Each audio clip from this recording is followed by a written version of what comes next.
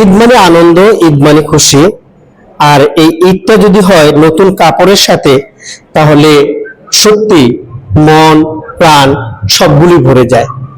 আমাদের দেওয়ার মতো সবই আছে, সবাই আছে, কিন্তু একটু যদি চিন্তা করি তাহলে দেখা যাবে যে এই সমাজের মধ্যে কিছু কিছু মানুষ আছে যাদের বাবা নেই, যাদেরকে আমরা এতিম বলি।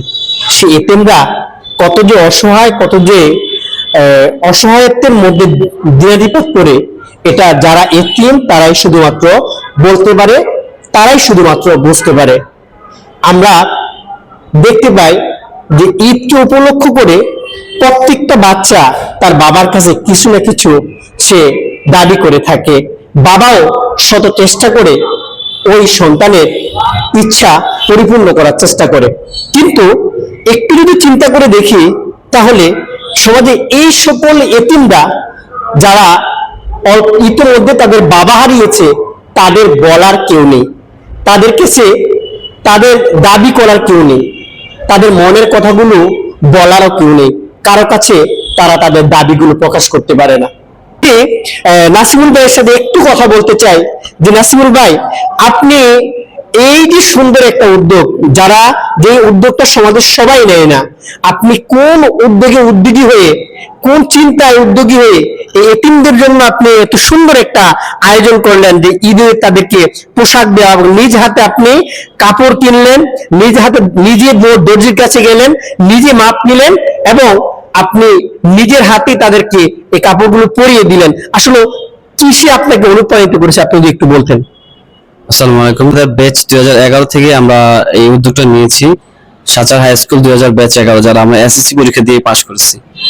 তো আসলে দায়িত্বটা নিয়েছিলাম আমি, কিন্তু আমরা সবাই এখানে কন্ট্রিবিউশন দিয়ে এই আয়োজনটা সম্পূর্ণ করছি।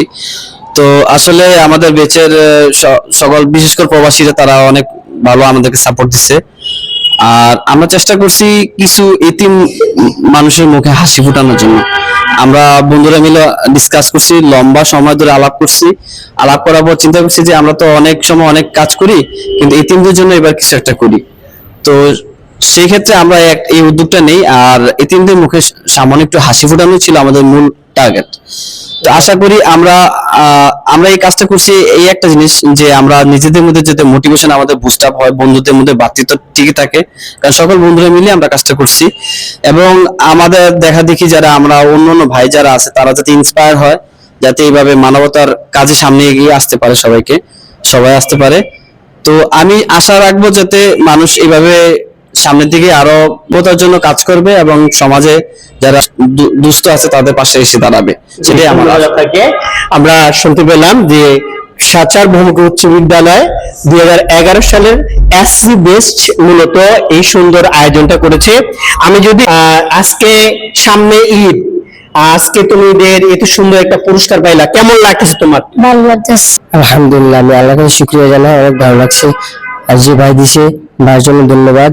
আর ভাই যে সামনে আরো মানবতা কাজ করতে পারে, ভাইয়ের কাছে দোয়া কামনা করছি। এই যে যুবক যারা, তারা যে কাজগুলো করছে, এটাকে যদি আমরা সহজভাবে সুন্দরভাবে তাদেরকে উৎসাহ দেওয়ার জন্য নিয়ে নিজেরাও এরকম সুন্দর সুন্দর কাজ করি, আশা করছি সামনে এই দেশে এতিমরা আরো সুন্দরভাবে থাকতে পারবে, আর সুন্দরভাবে তারা তাদের ঈদ উদযাপন করতে পারবে।